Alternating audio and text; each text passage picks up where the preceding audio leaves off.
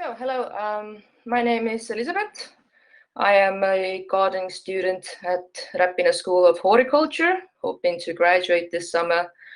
And I'm also the head gardener and project coordinator at Ameerika Community Garden in Tallinn city centre. And today I'm hoping to give you a little overview about urban gardening in Tallinn in recent years, how some of those gardens came into life, and what are the challenges of establishing a community garden. So in Tallinn, community gardens have been around for a while, but until 2018, not that many of them stuck around. So in 2011, activists in the Uusmaailm sub-district opened a garden that you can see on the photo, where everyone could plant and take care of the place and also pick whatever they wanted, harvest whatever they wanted. But this project lasted for only one season. The same year, people of Möldre tee Selts founded a community garden in Laagri.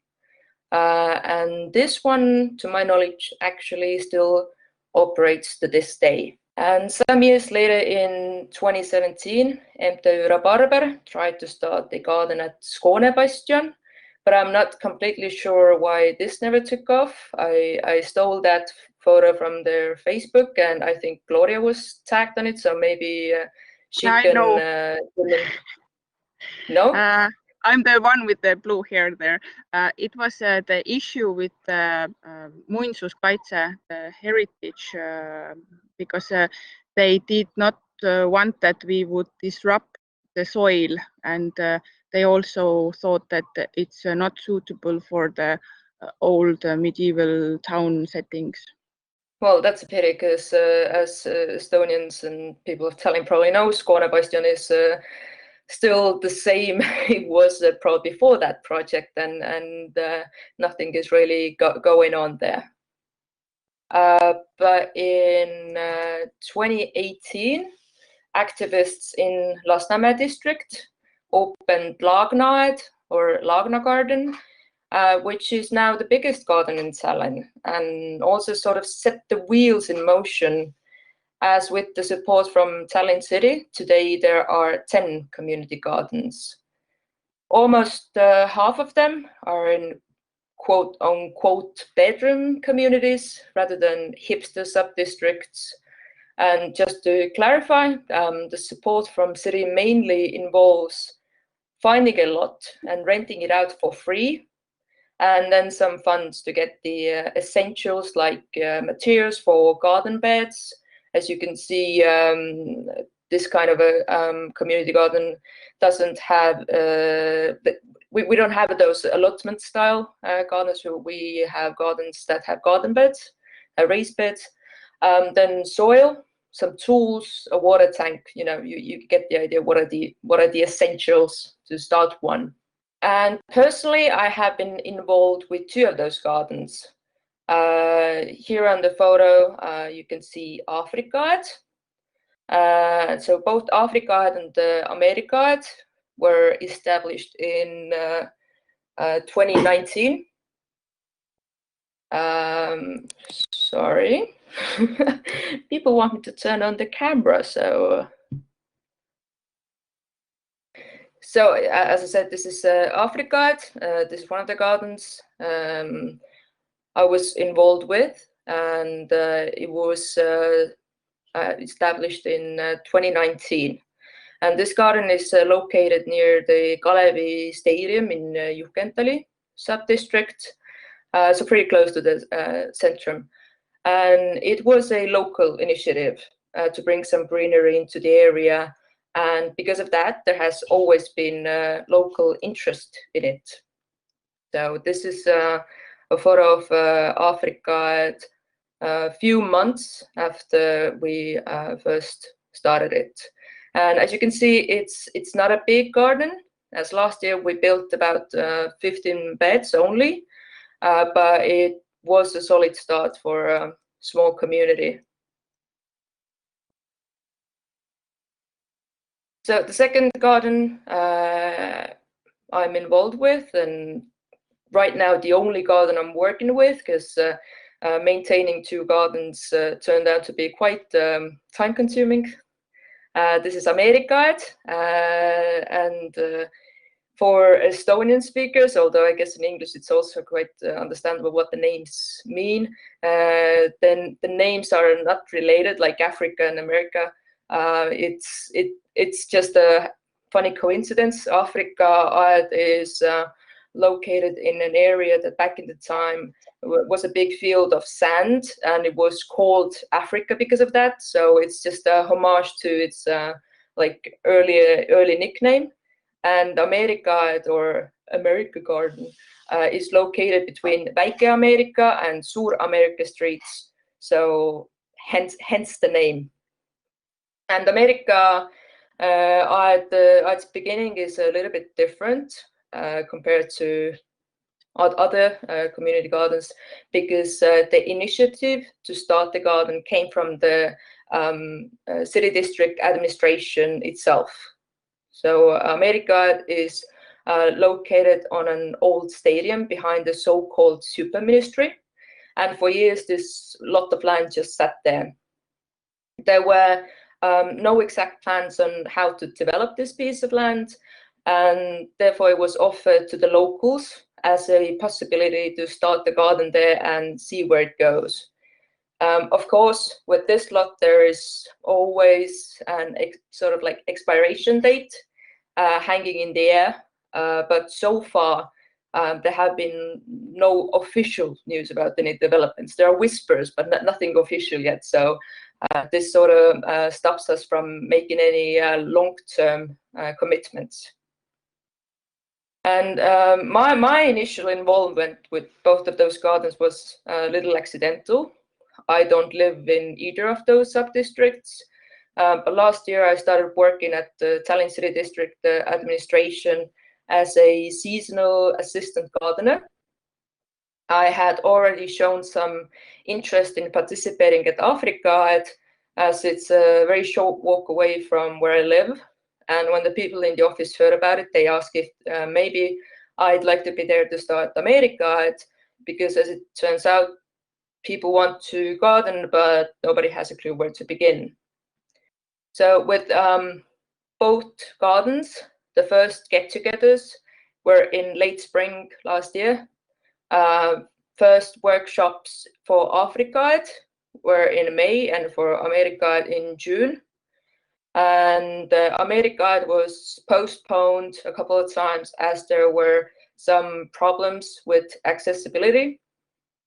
There was only a temporary road for cars coming and going to a construction site next door. And the local government first had to build a separate pedestrian entrance and road to the stadium to actually give us a permit to do our gardening there. So as I mentioned, most community gardens in Tallinn use raised beds, and so does Ameerika and Afrika.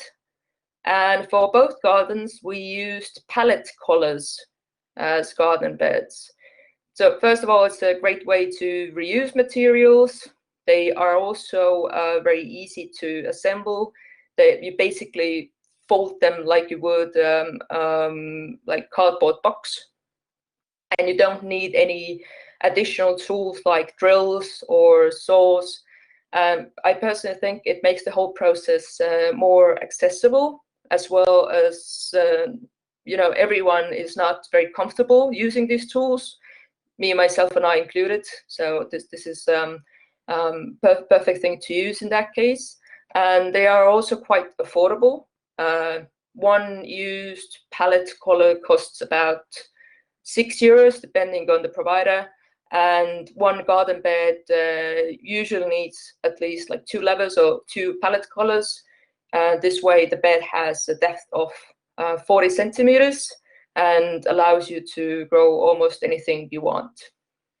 The bottoms of the garden beds were covered with cardboard and old newspapers to stop the weeds from growing through. So we tried to avoid using any new materials or putting any plastic in there.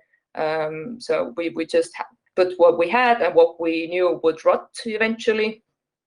And in Africa, we also had some bags of fallen leaves from the fall before, which had slightly composted already.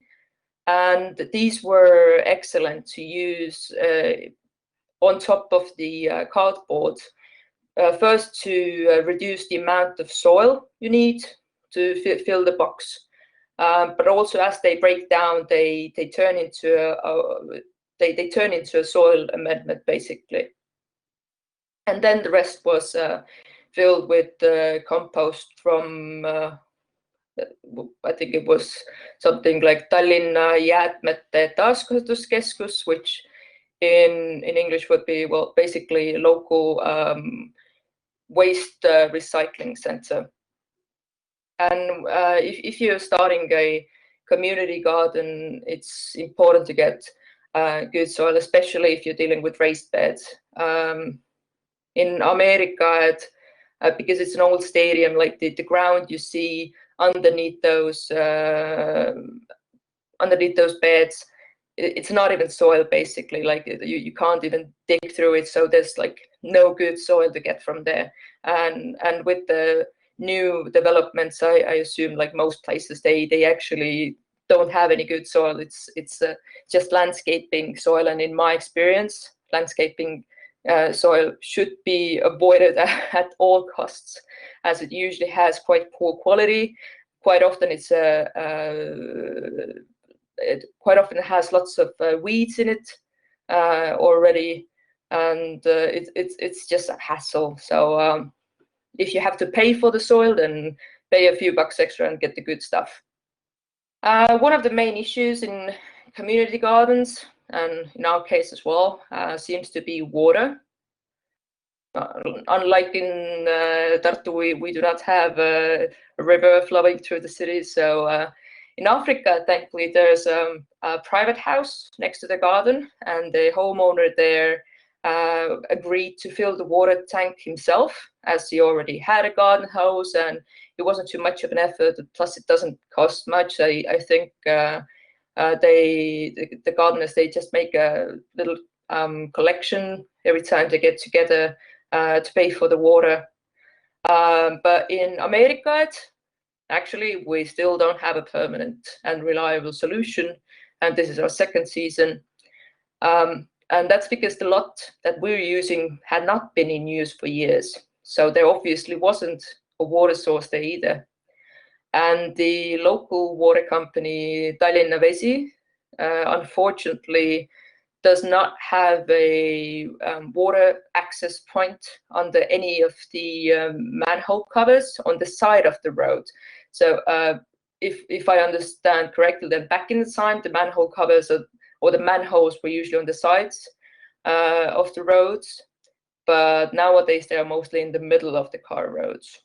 So creating a temporary water access point there was not possible either.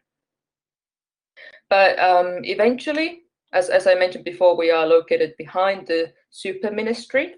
The people of Ministry of Finance came to help and offered to give us water and not take any money for it, although in that case it was probably because we were using so little, and getting a separate water meter for that and actually invoicing us would have been too much of a hassle. So it was easier to give it to us free.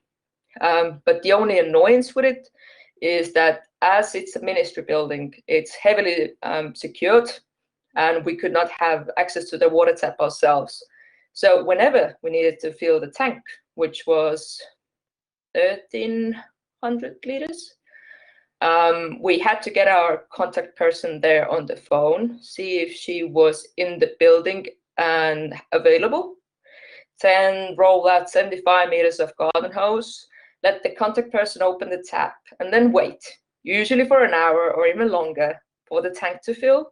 Then call the person again and ask them to close the tap, and then roll up the 75 meters of garden hose. So this obviously had to happen during office hours, which usually meant I had to leave my work to go and fill the tank. So, honestly, sometimes I just prayed for rainy days, but that rarely happened last summer. But yeah, it was the only solution we had back then, and it helped us through the first season. This year, we're hoping to get help with water from the city, as they order watering service anyway to water their own parks and such. Because the water quality from the ministry wasn't what we really were hoping for, because the tap that was used for our water was connected to the system that also fills the fountains with water. So the water was treated with softeners. We didn't really notice any difference when it comes. Well, we didn't have anything to compare to, but we didn't notice any abnormal growth or whatever because of that. Because I mean, soft water is normal in some parts of the world, but it's just that we don't really know what's in the softener, so we're trying to find an alternative source of water. And we also got new water tanks this year. We are now using 2 old IBC tanks, 1,000 liters each, as we are expecting the garden to grow. As Gloria mentioned before, that the recent changes in the world and in the economy are pushing people more to gardening. So we're expecting that from our 35 garden beds, we'll grow to 60 garden beds by the end of the season.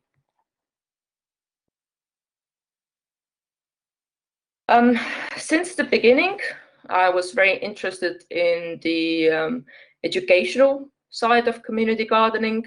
So I eagerly prepared materials on different topics relatable for newbie gardeners, like how to sow, what are some methods of natural pest management, why is fertilizing important, how to collect seeds in the end of the season, etc. So I spent many hours putting those materials together. But in retrospect, this time probably should have been spent on communication.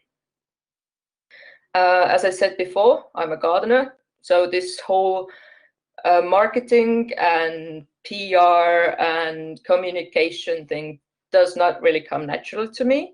So I was struggling a lot to bring people into the garden at the same time, even though I was at the garden once a week at a set time to give advice if needed and help new gardeners. I think the main reason why I kept failing is that Ameerika was not an initiative by the locals, but by the local government. So there wasn't really a set community in place to help with these tasks. And people just lacked the urge to get together. So if you decide to start a community garden near your house, make sure there is a community to help you with the workload. Because in the end, I was doing everything. I was doing the emails. I was doing all the Facebook stuff. I was talking to the local government and filling in papers and all the stuff that I didn't really want to do. All I wanted to do is do the gardening. But if you're opening a garden on the city's soil, then it's sort of a given that there will be paperwork. So having a gardener in your crew really isn't a must. In Tallinn, most of the community gardens don't have a professional gardener in their team. But rather people who know how to make things happen and how to get people together. Although, yes, of course, having a gardener in your team definitely helps. So you could ask all those plenty questions from them. Another very common issue at many community gardens is theft. Sometimes it's kids who just can't resist I don't know, a red cherry tomato staring at their face. But sometimes it's just straight up vandalism. I did not mention that before, but next to Ameerika, there's a basketball court and also volleyball, like beach volleyball field. So it's not just gardeners. That every day when the weather is as nice as today, there are tens, close to like 100 people there. So there's always like a lot of people up, and most of them are there for the sports rather than the gardening. Also, some of the people truly believe that stolen plants grow better. I think it's some kind of a like Slavic or Russian myth, but that's probably how one of our gardeners lost about 10 tulip plants this spring. They hadn't even flowered yet, but they were very carefully dug out. And last year we also had a resident crow who wasn't fooled by stones painted red and often munched on fresh carrots and strawberries. So for ages we were trying to figure out why there were like carrots on the ground with like 2 bites taken out of it. Eventually we realized that we have our own crow. And truth be told, there isn't a good solution. I think we haven't found one yet. So this year we are planning to put up signs, like just stick the signs in the garden beds. Some of them as, friendly reminders, some less friendly and more passive aggressive. Because once again, as we're on the city soil, we can't just put up permanent fences and lock the gates to protect our crops. But if I ever have to plan another garden, then this is something I would keep in mind. Another easy way to ensure you can harvest your crops yourself is being picky about the plants and varieties you grow. So we don't have a greenhouse yet. Actually, we had one, which was stored at a different community garden, but it was stolen. Speaking of theft. So we don't have a greenhouse yet, but once we do, the first thing I'll tell everyone is to prefer green and yellow varieties of tomatoes over red ones, since an untrained eye would deem those unripe. Then edible flowers like marigolds and nasturtiums are great for pollinators, and nasturtiums you can add into salad, marigolds you can dry up for tea and for other medicinal purposes. But it's not something you would really pick and put in a vase and make the owner of the garden bed sad because of that. Then those trendy superfoods like chards and kale, they don't really need much to grow and grow plenty. But for some reasons, thankfully, garden thieves are not interested in them. And also different types of greens like salad, rocket, spinach. They are also easy to grow and not flashy enough to be stolen. So whenever I'm making recommendations on what to grow, I think it's important to keep in mind the level of skill the gardener has. Especially in the beginning, it is important that the newbie gardener gets to experience the feeling of accomplishment, because this way they keep coming back for more.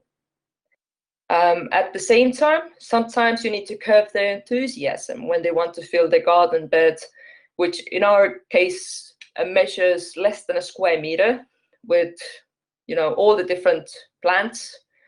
On the photo, I think you can also see some of the beds which seem to be very overgrown, and in a lot of those cases, there were just way too many plants fit into a very small bed, which creates loads of different problems, and you might end up with not getting enough harvest from there. So actually this year I see that some of the overly enthusiastic gardeners who didn't really have the necessary experience, they are not interested in joining anymore. And I think it's probably because of lack of success last year. I think that's enough about the negatives, because they're not really negatives, they're just issues.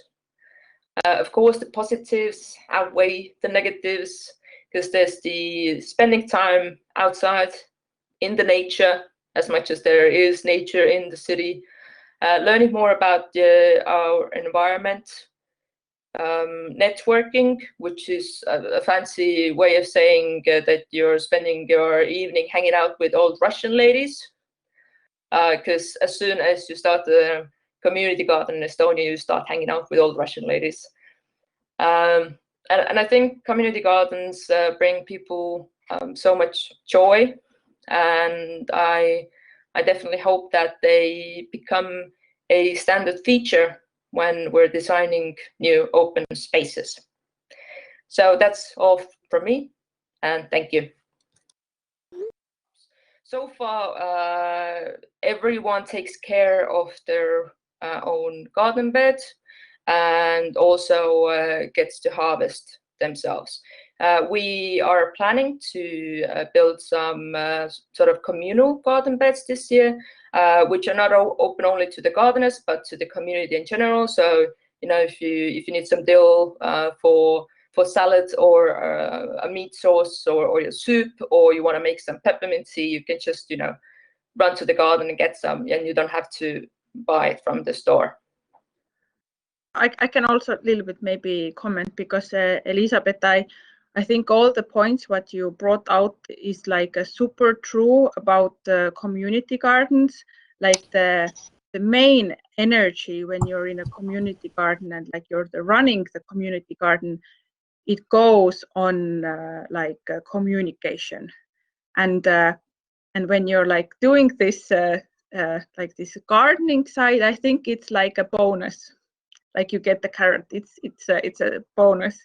But I think like after 4 years of doing community gardening myself, I feel like the biggest growth is inside me, like my social skills, and like how can I consider different people, because this community garden brings together people with whom you usually don't hang out, or like you have your friends, but then there's all the other people also, and it is a big like a social experiment. And one point you like you need to be like I don't know, like a social worker, or like you have to like really like communicate and like solve problems, and because people have like many different things, and this is like a key thing when you're doing a community garden. Like it's about communication, and yeah, and the vandalism is a thing, but in my experience, the best thing what solves this is being present there, and also becoming friends with the people who hang next door. Like in our first squatter garden next to the railway stations, we had also like a real homeless people squatting next door, and we made a good relationship with them. Like we didn't like exclude them because they were sometimes a bit strange because of the substances they used, or how they dressed, or they had like a mental health issues really bad at some days, but we became friends with them. And when we weren't there present in the night, and then some youngsters came and started to party there or whatever, our neighbors who squatted in the old house, they came and protected our garden and chased away the bad guys. So like having a good relations is the key thing when you want to have a successful community garden within your team, and also like outside with the city government, with the neighbors, with whomever. when you want to run a community garden, you need to be a PR person and a little bit know about plants. And then the success is also really important, because I see also the people who come back have had success, and people who have had like issues, like maybe like social issues or plant issues, they are more hesitant, not so willing. Yeah. Thanks. Alina has asked, how do you solve a problem of more people wanting to participate if you don't have enough spots?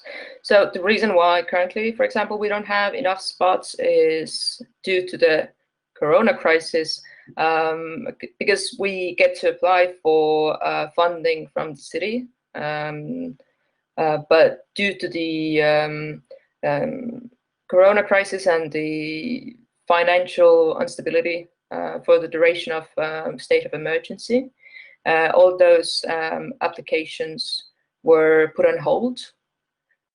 So the funding we were supposed to get probably in April has not arrived. Thankfully, today we got the news that they have moved on, and hopefully in the next few weeks we will be signing contracts for that funding. And this is how we can actually build more beds.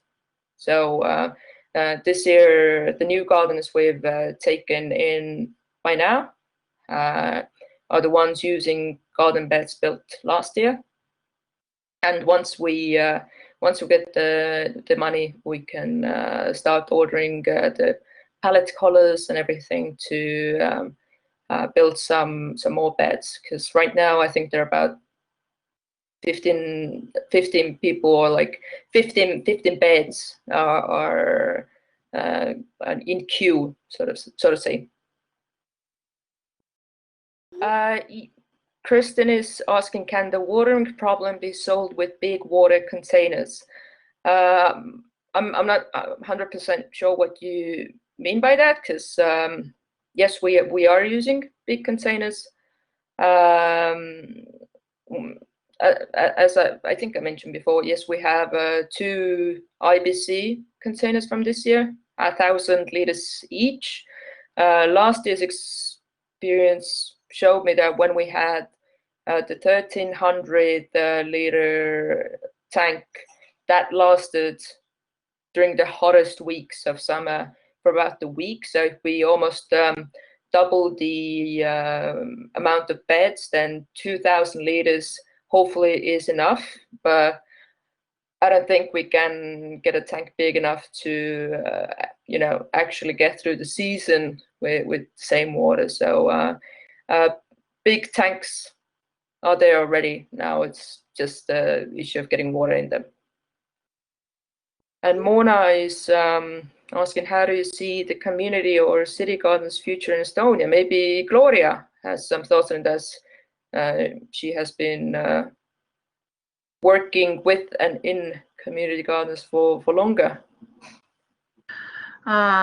First, the watering issue is a real issue, and then I always look out for the roofs and where is the drains and can I put the big tank underneath this.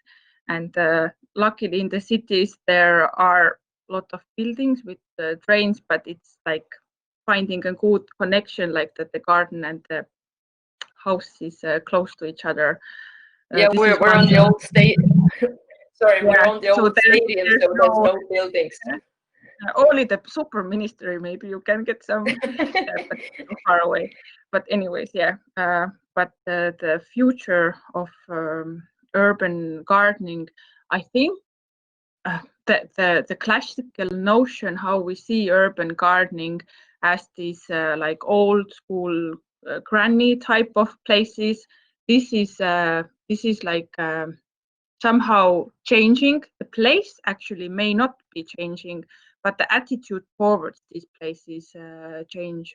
And also like people haven't noticed them for quite a long time, and now they're like more popping up because this